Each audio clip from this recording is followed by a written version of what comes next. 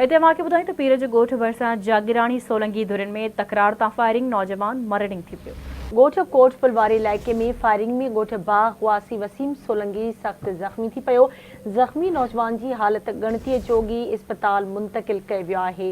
हिकु भेरो ॿीहर अवां खे आगाह कयूं पिया। पीर जो ॻोठ भरिसां जागीराणी सोलंगी धुरिन में तकरार तां फायरिंग कई वई आहे, जंहिंमें नौजवान मरणिंग थी वियो। ॻोठ कोट पुलवारी इलाइक़े में फायरिंग में ॻोठ बाग वासी वसीम सोलंगी सख़्त ज़ख़्मी थी पियो। ज़ख़्मी नौजवान जी हालत ॻणतीअ जोगी हुजण सबबि इस्पताल मुंतक़िल कयो वियो आहे। हिकु भेरो ॿीहर अवां खे आगाह कयूं पिया। पीर जो ॻोठ भरिसां जागीराणी सोलंगी धुरिन में तकरार तां फायरिंग में नौजवान मरणिंग थी वियो। ॻोठ कोट पुलवारी इलाइक़े में फायरिंग में ॻोठ बाग वासी वसीम सोलंगी सख़्त ज़ख़्मी थी पियो।